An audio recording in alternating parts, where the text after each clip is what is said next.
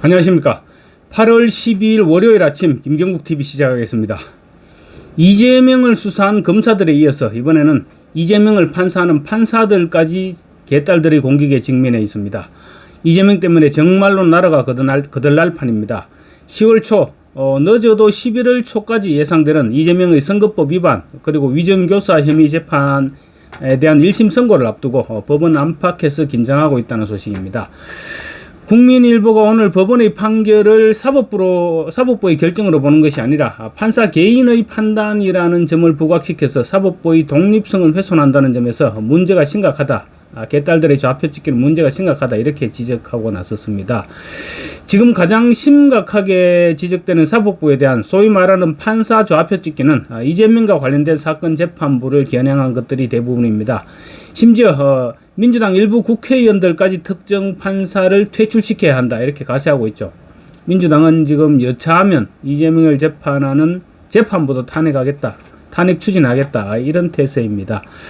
판사에 대한 공격은 검찰에 대한 공격과는 완전히 차원을 달리하는 문제죠. 특히 그런 공격이 특정 정치인과 연관성을 띠거나 당 차원에서 판사를 공격하는 것이라면 선을 넘어도 한창 넘은 것이죠. 입법부와 사법부 그 경계선을 완전히 무너뜨리고 입법부가 사법부를 장악하겠다는 것입니다.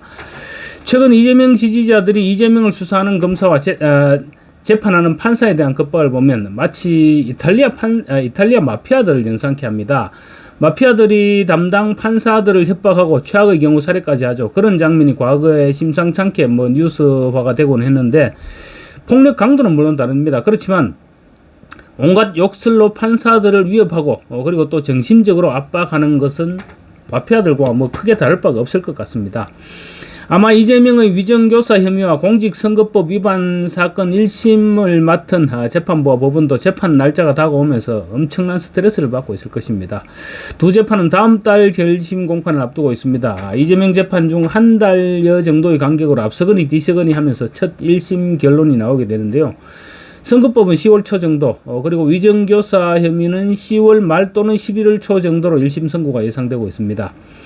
이재명이 지금 구속 상태에서 재판을 받는 것이 아니죠. 그래서 1심 선고 결과에 따라서 국정농단 대통령 사건 때보다 훨씬 시끄러운 상황이 되지 않겠느냐, 그런 우려가 벌써부터 나오고 있습니다.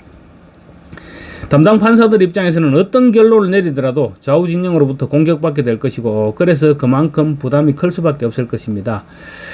지금까지 개딸들로부터 가장 집중적인 공격을 받아온 판사는 이재명의 대북 송금 담당 판사인 수원지법 형사 11부 신진우 부장판사죠. 그런데 이제 오는 10월 그리고 11월 이재명의 선거법 위반과 위정교사 혐의에 대한 1심 선고가 내려지거나 임박해지면 타깃이 아마 이재명의 선거법과 위정교사 혐의 1심 재판부로 개딸들이 타깃이 옮겨갈 가능성이 높아 보입니다. 이재명의 강성 지지층인 개딸들은 진작부터, 그러니까 지난 6월 7일이죠. 이화영 전 경기도 평화부지사의 대북 송금 1심 선고가 내려졌을 때부터 신진우 부장판사를 타깃으로 삼았습니다. 특히 심판사가 이재명의 대북 송금과 관련해서 제3자 뇌물 재판도 심리하는 것으로 결정되자 개딸들은 거의 폭주하다시피 하고 있습니다. 그리고 또 신 부장판사는 건설업체 등으로부터 5억대의 뇌물을 수수했다는 이화영 전 부지사가 추가 기소됐죠. 그 부분에 대해서도 신부장 판사가 다시 배당을 받았습니다. 그래서 개딸들의 공격 포인트가 다양해지고 있는 것입니다. 개딸들의 커뮤니티에는 심판사의 사진은 물론이고 욕설, 신상 털기 이런 것들로 지금 일제히 공격하기 시작했습니다. 지난 이화영 전 부지사의 선고가 있은 직후부터 일입니다. 그런가 하면 심지어 극한적인 표현을 동원한 저주까지 퍼붓는 등 심각한 상황이 이어지고 있습니다. 이화영 선고 이후 신진우 판사에 대한 개딸들의 댓글 위협 수위는 지금 상상을 초월하고 있습니다. 그럼에도 불구하고 이재명은 개딸들에게 자제를 촉구하거나 그런 만류하는 모습은 전혀 보이지 않고 있습니다. 판사가 법리대로 판결을 내리는 것이 용기 있는 행동으로 비춰지는 그런 세상이 되어가고 있는 것입니다. 민주당을 지지하는 한 유튜브 채널에는 심판사를 지목해서 끝까지 모든 것을 파헤쳐서 생을 존재하지 못하게 해야 할 것이다. 판사를 향한 범죄가 많아지길 기원한다. 이런 댓글들까지 달리고 있습니다. 심판사가 이화영 전 부지사에 대해서 징역 9년 6개월을 선고했죠. 그 직후 이재명 지지자들이 모인 잼잼 봉사단 이런 커뮤니티에는 심판사에 대한 탄핵 서명 동참을 촉구하는 글과 함께 서명 작업을 시작했습니다. 탄핵 서명을 촉구하는 글의 내용들을 대충 보면 이화영에 대한 신부장 판사의 판결은 공정하지도 객관적이지도 않고 선입견으로 가득 차 있다. 그래서 검찰의 조작된 증거만을 가지고 판결한 것이 명확하다. 이렇게 주장하고 있습니다. 그리고 거짓말로 판명된 사실에 대해서도 앵무새처럼 되새기고 있죠. 검사들에 의해 피의자들을 한 곳에 모아두고 술판 등을 벌이고 진술 조작을 위한 말맞추기, 회유, 협박이 있었음이 드러났다.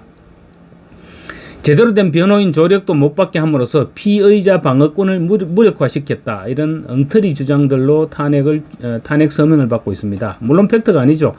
검찰청 술판은 몇 차례나 장소와 시간을 바꿔가면서 이화영이 계속 주장했는데 모두 거짓말로 확인됐습니다. 그리고 이화영은 지금까지 평균 1.8일에 한 번꼴로 면회를 했습니다. 일주일에 4차례는 면회를 했다는 것입니다. 그런데 무슨 변호인 조력을 못 받았다고 합니까? 신진우 부장판사에 대한 탄핵 서명은 이 대표의 지지조직인 잼잼봉사단, 잼잼기사단 이들의 명의로 작성된 구글 닥스 설문을 통해서 이화영 씨 1심 선고 직후부터 지금 진행하고 있습니다. 제가 그래서 힘들게 한번 찾아 들어가 봤습니다. 그랬더니 지금까지도 서명을 받고 있었습니다. 심지어 제가 인적사항과 전화번호 이런 것을 기록하는 란에 제대로 된 글자가 아니라 무작위로 초성을 집어넣고 제가 했는데도 참여가 가능했습니다. 아마 이런 것들을 모아서 조만간 신부장 판사에 대한 탄핵안이 청원으로 올라올지도 모르겠습니다. 앞서 이화영의 1심 선고 직후 이전 부지사 측 김광민 변호사는 자신의 SNS에 상시역과 비역, 그러니까 욕설의 초성이죠. 그 욕설의 초성을 자신의 SNS에 게재하기도 했습니다. 당시 일부 누리꾼들은 판사들 어떻게 안 되냐? 정말 해도 너무하다. 9년 6개월이 말이 되나? 재판부 선고가 9년 6개월이 어떻게 말이 되느냐? 검찰 구형도 아니고 무슨 죽을 죄를 졌다고. 어쩌면 예상할 수 있었던 부분이다. 정치적으로 판결하는 재판부는 당연할 방법이 없다. 이런 글로 김광민 변호사를 지지하는 댓글을 달았습니다. 판사들을 겨냥한 표현 수위와 방법도 지금 한층 거칠어지고 있습니다. 우리 기자 쓰레기를 합쳐서 줄여서 기레기라고 그러죠. 그리고 기자 XX를 줄여서 기세라고 부르죠.